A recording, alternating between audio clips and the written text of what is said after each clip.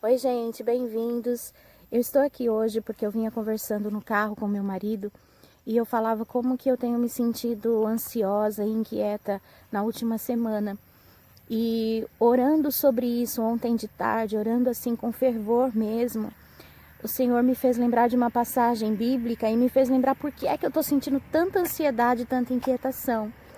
Porque há alguns dias atrás eu pedi para Deus para, se eu não conseguisse fazer tudo aquilo que Ele tem colocado no meu coração, gravar vídeos ministrando a palavra e abençoar de alguma maneira a vida das pessoas, dar um pouco daquilo que Ele tem me dado, revelações da palavra, que Ele me inquietasse, que Ele me empurrasse, que Ele me sacudisse, mas me colocasse no centro da vontade dEle. E aí eu me lembrei de uma passagem bíblica que está no livro, se eu não me engano, de 1 Samuel, capítulo 11, e fala a respeito de Saul. Saul, logo que ele foi ungido para ser rei, o povo de Israel estava passando por uma situação muito difícil. Os homens da cidade de Jarbes vieram pedir socorro, porque os inimigos só aceitavam fazer as pazes com eles se todos os homens tivessem um dos olhos furados, ou seja, eles tinham que passar por essa humilhação. Todo homem da cidade de Jarbes, que era do povo de Deus, povo de Israel, ia ficar cego de um olho. E quando esta notícia chegou a Saul, ele mandou mensageiros para que todas as tribos de Israel, são 12 tribos, que todas as tribos de Israel viessem para lutar, porque aquilo era um absurdo. E as pessoas se fizeram de mortas, de desentendidas, cada um continuou vivendo a sua própria vida. E aí tem um versículo que é a chave de tudo isso, e ele fala: e o Espírito do Senhor se apoderou de Saul, e ele ficou sobremaneira irado. O curioso nesse versículo é que geralmente, quando a gente fala de Espírito Santo, aquela pomba branca que desceu sobre Jesus nas águas do batismo, a gente pensa que toda vez que o Espírito Santo se aproxima é para trazer paz, consolação, alegria. Mas não, o Espírito Santo, ele também trabalha com inquietude e até com raiva. Porque muitas vezes a raiva é um combustível, a angústia é um combustível. Quando você se sente inquieto por alguma coisa, quando nada para você na sua rotina tá bom, é porque realmente você precisa fazer alguma coisa, prestar atenção em algum setor. E enquanto você não decidir fazer aquilo, você vai continuar sendo cobrado. E eu falando sobre isso com meu marido agora há pouco, ele falou assim: então por que você não grava agora? Porque eu falei: olha, Deus tem me dado palavras poderosas que não é para mim guardar só para mim, é para mim compartilhar com outras pessoas. E eu deixo de ligar uma câmera e deixo de gravar um vídeo e de repente aquela palavra se assenta no meu coração, eu me esqueço, não é mais a mesma emoção.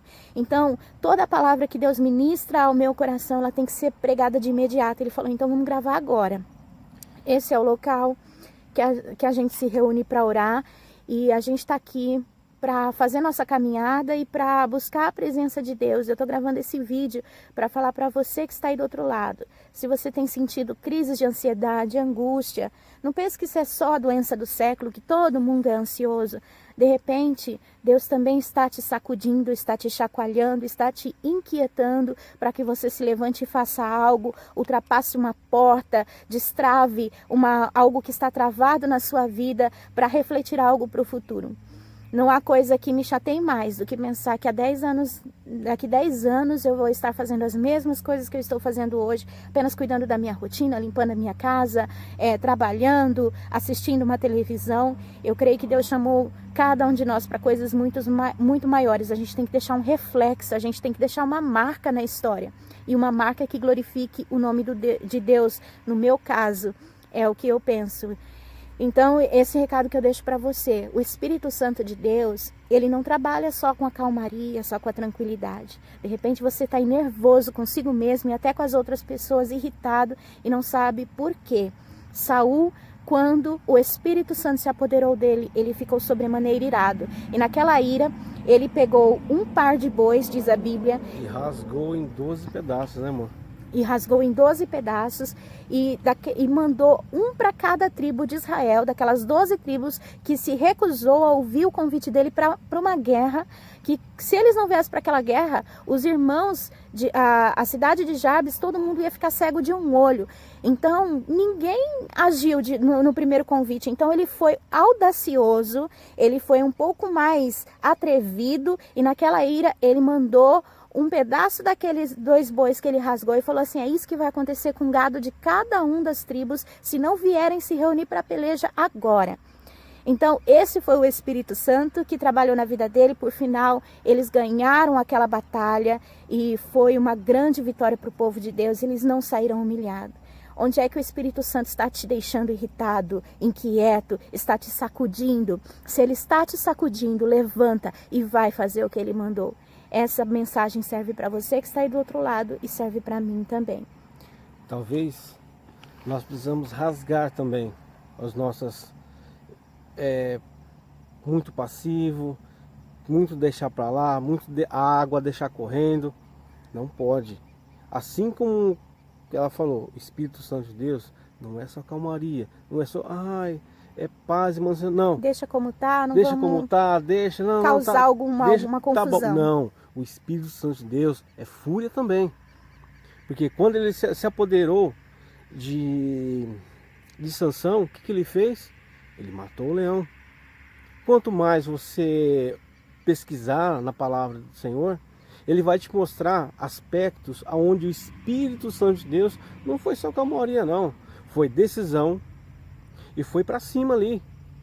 Para conquistar vitórias importantes. Nós também temos que a simbologia de rasgar os pedaços dos bois, entregar para as tribos. Falou, como que a Alessandra acabou de ministrar. Se vocês não fizerem isso, se vocês não fizerem isso, vai acontecer a mesma coisa com o gado de vocês. Ou seja, se você não consegue se colocar no lugar do outro, então eu vou te mostrar o que pode te acontecer se você não se posicionar. Sim. A mesma acontece com a nossa própria família. Se nós não rasgarmos o nosso coração, não colocamos ali em linha de frente realmente e chegar para nossas famílias e falar assim, olha, vamos buscar Deus enquanto é tempo, porque senão o mundo tá aí, não tá para brincadeira não, meu. A coisa tá feia. Vamos buscar a Deus enquanto é tempo. Então é isso. Para esse vídeo não ficar muito comprido, espero que aqueles que são do Espírito vão entender essa mensagem. A Bíblia diz que o homem carnal entende das coisas da carne e o homem espiritual das coisas do Espírito. O nosso coração, ele está conectado com o coração de Deus. E quando a gente fala de ira, a gente não está falando que a gente tem que ser violento com as pessoas, a gente tem que falar que tem que ser violento contra as circunstâncias. Às vezes a nossa vida está toda travada e a gente deixa desse jeito para não causar um desconforto. E quantas vezes eu quero fazer as coisas e me sinto tão travada, tão amarrada dentro de mim, há um rio inquieto e por fora eu não consigo dar um passo. Então que o Espírito Santo rompa todas essas cadeias e que nós consigamos cumprir aquilo que Deus mandou que nós fizéssemos, porque o mundo precisa muito de Deus e cada vez mais. E sempre lembrando, já embasando nesse assunto, a nossa luta não é contra a carne nem o sangue, mas sim contra as potestades espirituais. Um grande beijo para vocês e até um próximo vídeo.